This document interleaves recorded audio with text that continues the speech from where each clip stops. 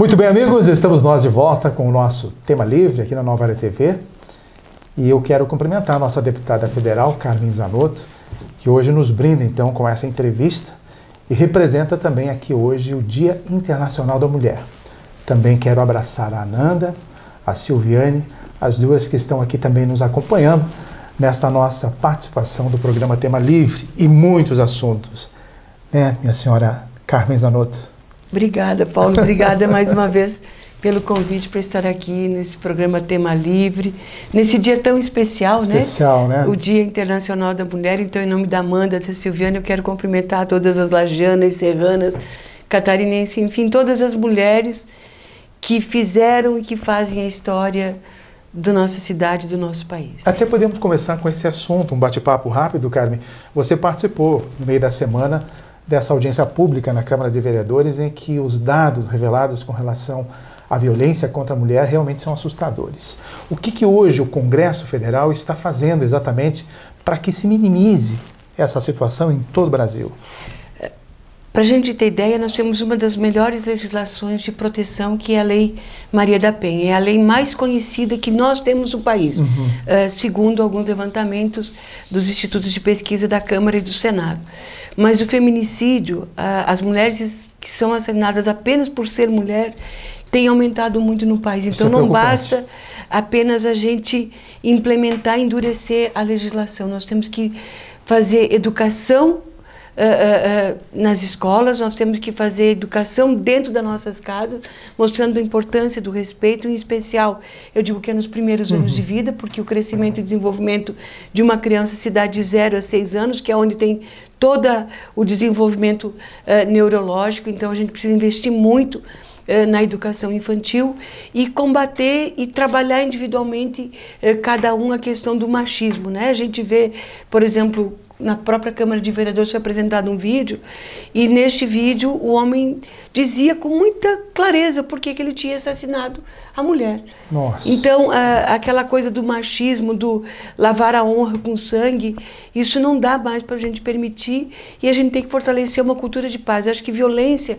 nenhum tipo delas a gente pode permitir. Então, nós, enquanto homens e mulheres, precisamos fortalecer uma cultura de paz para também reduzir. E colocar recurso financeiro, Paulo.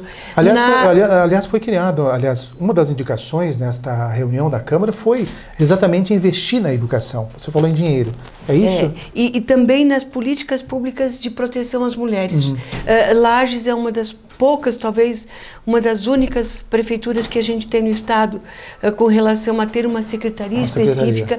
Isso não é despesa, a gente precisa investimento neste coletivo, porque nós também precisamos sair desse mapa que nós temos de que Santa Catarina, pelo Instituto Sangari, é um dos estados menos violentos do país.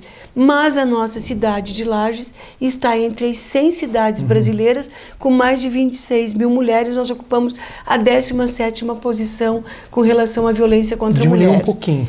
Diminuiu um pouquinho. Tem que diminuir. Muito mais. E as políticas públicas estão se implementando, por isso que é importante investir. Eu estou colocando no projeto de lei, quando abrir a apresentação das emendas, do ministro Moro, do combate à corrupção, também a questão de parte dos recursos ser destinado para um fundo de combate à violência contra a mulher. E a audiência pública foi muito importante, agora tem que partir para a prática. Prática, tem que funcionar, e cada um de nós individualmente temos que exercitar isso todos os dias dentro das nossas casas, do nosso estabelecimento de trabalho, dentro da nossa sociedade como um todo, combater todos os tipos de violência, em especial esta que está... Paulo, dá para a gente imaginar, eu faço um comparativo. Quando a gente fala assim do número de mulheres que morrem em um ano, são aproximadamente 4.560, o último dado de 2016. Isso significa o mesmo que nós exterminar um bairro da nossa cidade. Isso significa o mesmo que nós pegarmos uma cidade vizinha nossa aqui com 3 mil habitantes, 2.800, o mesmo que praticamente acabar com 2 cidades dessas. Qual seria a nossa comoção e a do mundo se de uma hora para outra nós tivéssemos um desastre, como aconteceu o desastre agora de Brumadinho, que foram mais de 300 vítimas, mas a gente trazer isso para quase 5 mil vítimas num único período. Só que como isso espalhado no país como um todo durante um ano, acaba ficando invisível esses números, eles não significam nada. Porque enquanto nós estamos aqui gravando, a cada 2 horas uma mulher está morrendo. Meu Deus, são índices alarmantes. Mas, Carmen, você assumiu a Frente Parlamentar Catarinense em Brasília. Qual é a tua responsabilidade? Como você sente você nessa responsabilidade? Bom, é a primeira vez que a gente compartilha, né, a coordenação do Fórum Parlamentar Catarinense.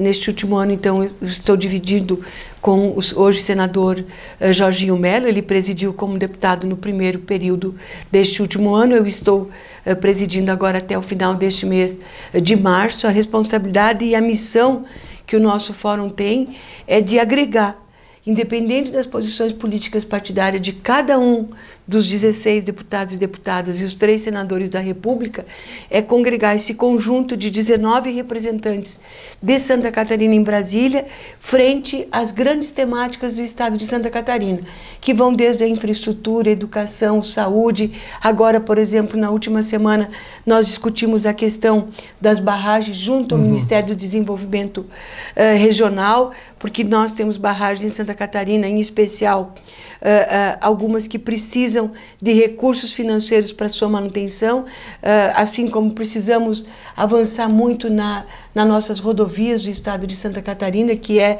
um problema grave e crônico. Para as duplicações. As a 116 e a 282, principalmente aqui na nossa região. Trechos da 282, a 470, a 280, enfim, até é difícil da gente dizer uma em específico, porque quando a gente chega para discutir assim, qual é a prioridade, todas são prioridades, e temos muitas rodovias que levam diariamente homens e mulheres vítimas de acidente com sequelas para o resto da vida ou a óbito em função, em especial, das colisões frontais, né? Por falta de uma segunda faixa em alguns locais. Se discute também muito a questão da velocidade. Esse tema está na minha pauta, em especial por ser serrana, já pedi audiência para discutir isso.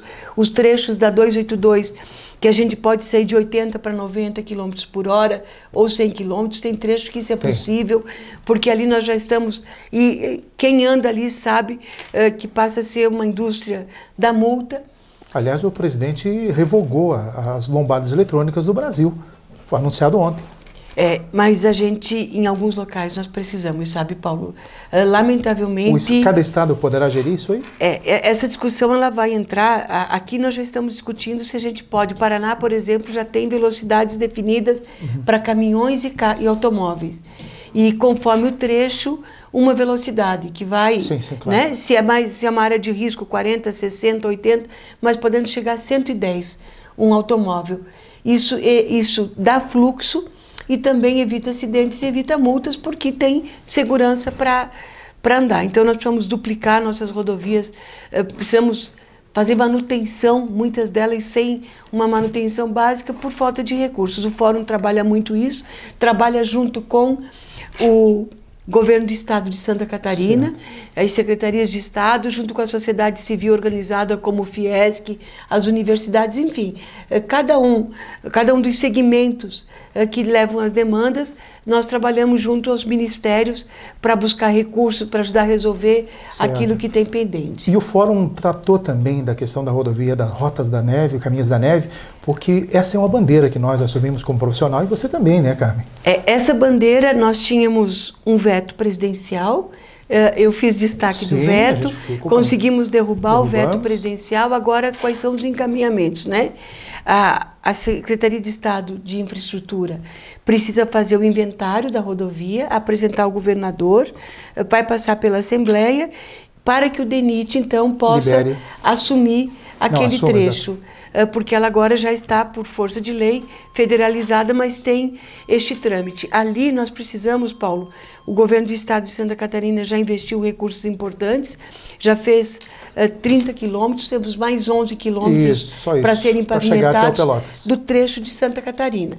Mas tem os 40 quilômetros do trecho do Rio Grande do Sul e a ponte que nós já apontamos enquanto bancada de Santa Catarina, indicamos recursos no orçamento, não são impositivos, mas já está indicado para a gente poder avançar também nessa ligação, porque o nosso desenvolvimento e o desenvolvimento da nossa região para o escoamento da produção e para o desenvolvimento do turismo, que é muito forte, passa por ali.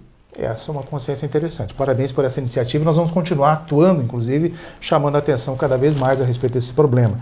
Mas, Carmen, antes de nós entrarmos no assunto da previdência, que eu quero falar com você, vamos falar um pouquinho da área ambiental. Hoje, até pouco, nós estávamos conversando que meio ambiente não pode mais ser tratado em datas específicas, e sim todo o dia. E você também está muito firme trabalhando nesse propósito lá no Congresso e está trazendo, inclusive, ações aqui para a nossa região. Exatamente. Através da MURES, da Associação dos Nossos Municípios, e do CISAMA, as prefeituras, inclusive alguns prefeitos do nosso país, do nosso estado e também da nossa região, tiveram que assinar um termo de ajustamento de conduta em função da destinação dos resíduos, do lixo da sua cidade, em especial os resíduos sólidos. Então, o CISAMA fez um projeto de 5 soluções distribuídas regionalmente. Dessas 5 soluções, recursos para 4 já estão assegurados, algumas já em obras, como é a solução que vai atender o município de Capão Alto, Campo Belo, Cerro Negro e Anita. A base vai ser em Campo Belo, para a seleção do lixo, para a classificação desse lixo, para o aproveitamento daquilo, Paulo, que é reciclado. Você que é um homem que tem uma revista que defende essa pauta do meio ambiente, a gente reclama quando vem uma enxurrada e os bueiros não dão conta. Nós somos responsáveis por isso. Quando a gente abre o vidro de um carro e joga uma garrafa PET pela janela, joga o cigarro, joga um pedaço de papel, um saquinho plástico, nós estamos contribuindo para que, com as chuvas, a gente tenha mais dificuldades em função da falta de zelo. Então, nós temos que separar o lixo dentro da nossa casa, nós temos que zelar pelos ambientes públicos, não jogando lixo no chão. E essa consciência ambiental, que vai desde o zelo pela água, pelo meio ambiente como um todo, pela seleção do lixo, precisa ser um tema do dia a dia. Inclusive com forte educação ambiental, Carmen. Forte educação. Porque a sociedade, no modo geral, pensa que existem organizações que cuidam do meio ambiente. Muitas pessoas não se tocam que elas também têm uma participação direta no controle ambiental. Não adianta as organizações sozinhas, elas não dão conta. Tem que ter a mão de todos. De todos, se cada um de nós. E essa questão da educação ambiental, você disse bem na sua fala, Paulo, ela tem que ser todos os dias. E se nós não prepararmos também as nossas crianças para essa questão, eles serão adultos que não terão a leitura da importância da proteção do meio ambiente. E nós temos que ter um meio ambiente que não é apenas dizer assim, ó, vamos pegar o exemplo do Parque de São Joaquim, né? É verdade. Nós temos lá uma área importante, de uma beleza ímpar, que está parada. Está parada por quê? Porque temos um decreto de 61, um projeto de lei de 2001, uma lei que foi aprovada em 2015, lamentavelmente equivocada, e a gente reconhece isso em todos os momentos, porque todas as informações que nós tínhamos era que para fazermos o plano de manejo do Parque Nacional de São Joaquim, precisava aprovar o texto que estava pronto na casa, era só para o plenário, que estava perfeito. Então, logo foi aprovado, se percebeu, e veio a informação daí, porque são várias páginas com vários numerozinhos, que são as poligonais, que é o traçado, que algumas áreas de terra de proprietários que não sabiam que seriam incluídos foram incluídas, outras áreas foram deixadas de fora, se apropriou, teve sobreposição o Parque Estadual da Pedra Furada e o Ecomuseu de Lauro Miller, ou seja, 2 estruturas que já estavam sendo cuidadas, uma pelo Estado e uma pelo município, de preservação do meio ambiente, foram incluídas nesta área. Então a gente precisa redefinir o traçado para quê? Para a gente ter segurança jurídica, para que o Ministério o ICMBio indenize os proprietários, que é de direito, e que lá a gente tenha um parque tão desenvolvido quanto os parques de Gramado e Canela, e sustentável. E lá também se faça educação ambiental. Claro. Lá se mostra o que é fazer caminhadas, cavalgadas, preservar a natureza, mas preservar a natureza que contemplando as paisagens belas que estão lá, e não aquilo fechado, como está hoje para visitação, porque não tem plano de manejo, porque não aquela beleza só se você entra sem orientação, sem informação, com risco. Então, a educação ambiental, e isso a gente tem conversado também com a Mures e com o Selênio, que é quem coordena também a questão do CISAMA, que essas soluções, esse recurso de emenda, né, que está vindo para a instalação dessas soluções dos resíduos sólidos, não pode apenas ficar na construção da obra. Qual é o impacto naquela sociedade, naquela comunidade, o impacto para a área econômica, separando aqueles resíduos que podem ser reciclados e aproveitados, e qual é a parte da educação ambiental que vai se fazer naquele conjunto de municípios. Se isso não casar, a gente não consegue a médio e longo prazo mudar comportamento. Recolhe o lixo, recicla e depois não tem destino. Exatamente. Temos que ter valor agregado a esse lixo e temos que ter a parte da educação ambiental nas escolas e na sociedade. Muito bem. Carmen, hoje a polêmica, digamos assim, está em torno da reforma da Previdência. E a gente aguarda realmente que isso venha talvez a solucionar, e a impressão que tem é que a reforma da Previdência vai ser uma solução total para o Brasil. Claro que não vai ser bem assim. Qual a visão hoje como parlamentar, e esse trabalho está sendo executado com muita cautela por parte de vocês, a gente percebe, qual hoje então a posição diante a esse texto que está sendo apresentado? Primeiro, você usou o termo que eu iria usar e eu vou me permitir então repetir. Muita cautela no encaminhamento. O texto que chegou na Câmara, ele vai passar agora para a Comissão de Constituição e Justiça, antes de instalar a comissão para a gente discutir, mas ele já traz alguns pontos muito complexos e preocupantes. Eu vou me ater a dois apenas desses pontos que precisam de revisão, senão não tem nem como a gente discutir o restante da reforma da Previdência. A questão da aposentadoria rural. O homem e a mulher que trabalham no campo, que acorda às 5 horas da manhã, que tem que começar tirando leite, para depois preparar as crianças para ir para a escola, para depois ir para a lavoura, que não tem férias, que trabalham exatamente direto, de segunda a segunda, os 365 dias do ano, eles não podem ter a mesma faixa etária de aposentadoria que nós, homens e mulheres da cidade. Então, se cada um de nós temos que dar uma parte, que não seja a maior parte desta população mais sofrida. Então, o texto traz isso, que é a questão da ampliação da idade para quem está no campo. E eu sempre dou um exemplo, vamos pegar uma mulher do campo com a mesma idade de uma mulher que trabalha na cidade. Esta mulher é mais envelhecida e mais sofrida. Então, a gente precisa discutir com muita profundidade isto.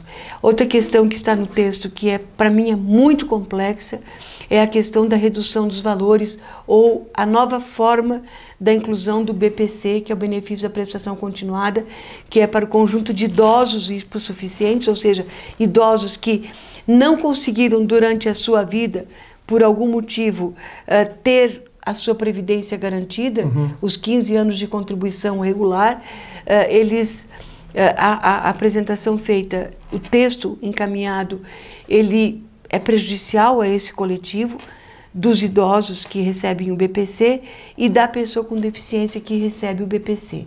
Então, quem tem deficiência e quem é idoso já tem um custo de vida bem diferenciado. Muitas vezes depende da fralda geriátrica, depende de um cuidador, depende de um outro tipo de alimentação, depende de equipamentos como cadeira de rodas, que nem sempre eles têm acesso no serviço público, de mais medicamentos. Então, só para separar dois itens do conjunto. Nós não estamos dizendo, em hipótese alguma, que não precisamos de reforma. Agora, qual é a reforma que nós queremos? Aquela que combate privilégios? Esta ainda não está combatendo privilégios. Outra questão que está muito polêmica na casa é por que os militares não vieram no mesmo texto? Embora ele tenha dito que vai encaminhar, e nós acreditamos também, que vai encaminhar, inclusive ontem ele se manifestou. Até acho que ele está preparando esse caminho para os militares também. Mas esse texto que virá será incluído ao texto principal, ele vai tramitar em tempos diferentes, daí passa um e o outro vai ficar nas gavetas, como a gente conhece um pouco o rito da casa. Então, precisamos, precisamos. A discussão é que tipo de reforma que a inclusão e dos quem servidores vai federais pagar a conta. Exatamente. E aí a gente também tem que cuidar para não generalizar. Quando a gente diz assim, os servidores públicos é que estão falindo a Previdência. Não é verdade. Não é o conjunto dos servidores públicos, gente. A grande maioria dos servidores públicos se aposentam com vencimento inferior ao teto da Previdência, do regime geral da Previdência. Além de, por exemplo, aqui no nosso estado, a gente contribui com 14% para a nossa aposentadoria. Quando a gente se aposenta, continua contribuindo. Então, enfermeiros do estado, por exemplo, que não têm hora plantão, se aposentam com salário, com aposentadoria inferior ao teto máximo, que é os 5.400, 5.800 agora, né?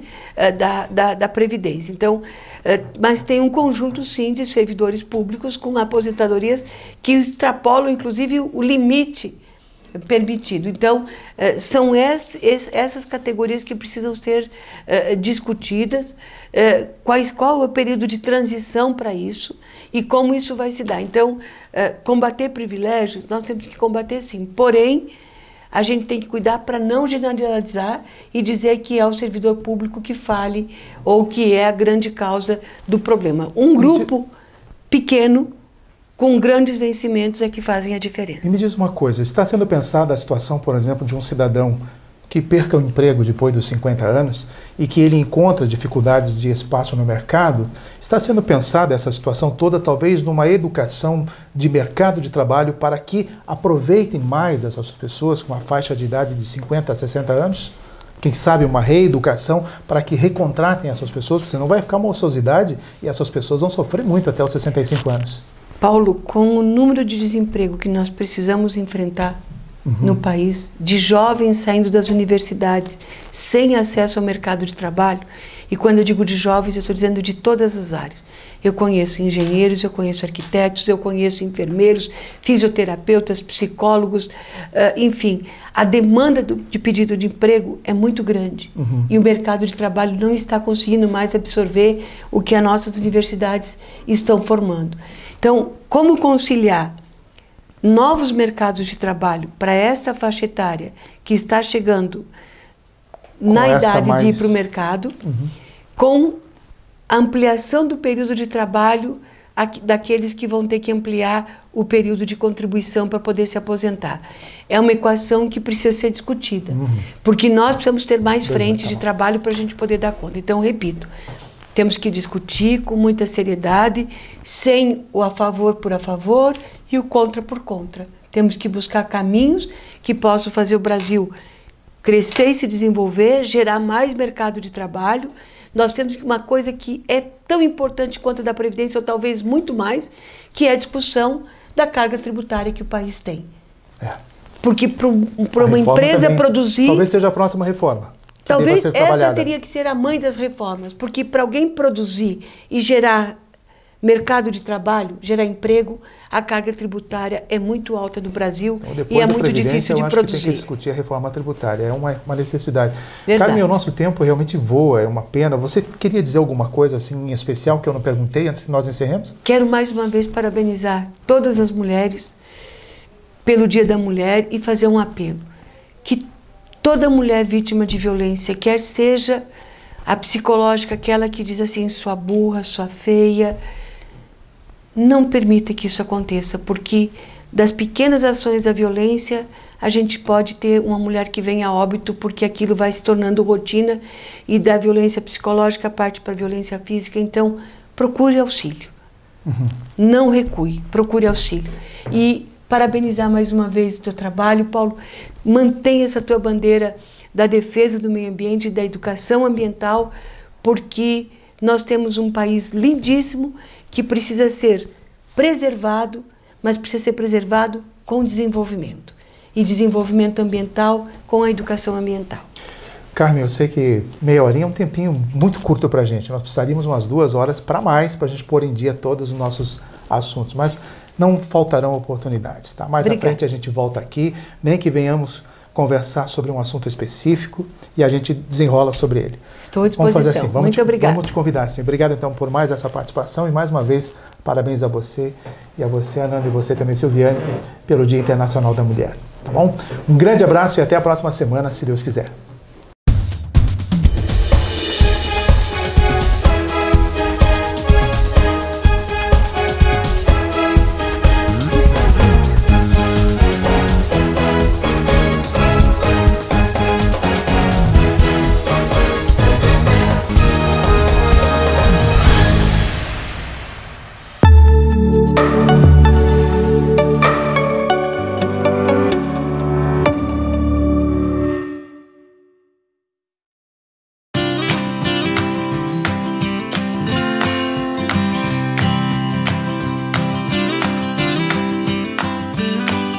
Se o X tradicional aqui do El Divino você já conhece e sabe que é uma delícia, tá na hora de você provar essa opção. O Divino Omelete tem um omelete no lugar do pão e é uma opção mais saudável e mais leve para você que quer comer uma coisa bem gostosa hoje. Venha conhecer e venha provar o Divino Omelete. Venha para o El Divino.